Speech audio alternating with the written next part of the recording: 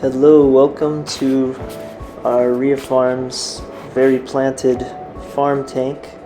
My name's Andoni, and we have several farm tanks here in our house. I'm just going to explain some things about the tank. A lot of people have questions.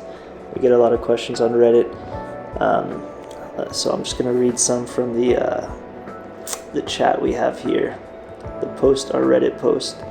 So often people ask about how do you have a tank with all these plants that are algae free, and someone here said algae is something you don't fight, you have to stay ahead of it, and I think that's 100% true.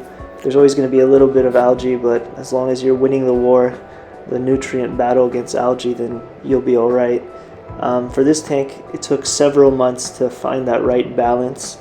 We went out of the country, so it crashed at one point in the beginning, but slowly removing a lot of the inhabitants, the fish, and going more to, now we just have blue dreams, a mono shrimp, and a couple Siamese algae eaters, helped reduce the bio load. And then I top off with rainwater. I do 50% water changes weekly, and the short version is we dry dose macro and micro ferts. We get ours from GLA, Green Leaf.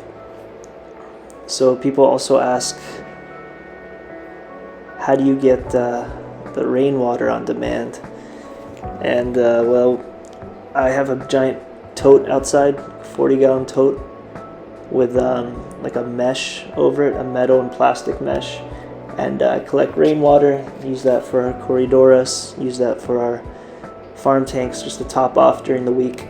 But most of our tanks I don't do water changes, only these big farm tanks where we're pushing CO2 and nutrients, we do 50% on those. So somebody was asking, what kind of CO2 setup do you have? We have a dual stage regulator by Greenleaf Aquariums, yeah, we fill it up about once a month. It's giving CO2 to 40 breeders. And my simple thing is I say, so my concise version would be, you should stock light, not as many inhabitants.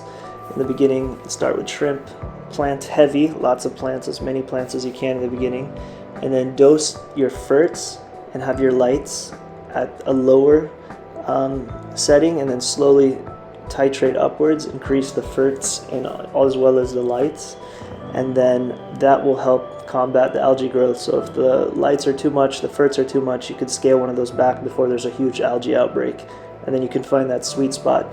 And if you're doing CO2, you can slowly increase the bubble rate, but mostly that stock light, plant heavy, keep the ferts and light lower, and then increase upward till you get the best growth with the least amount of algae.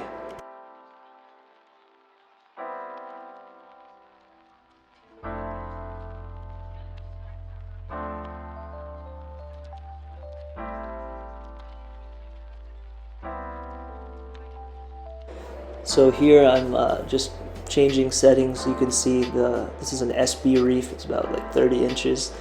Changing between the RGB and then the white lights. You can see there's quite a strong difference.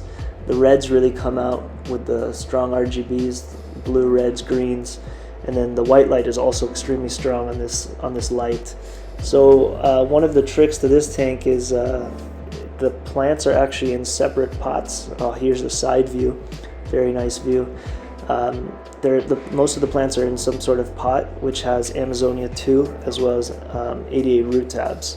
So that allows us to trim the plants easily, move them around, find the best spot, and it's a lot more controlled environment.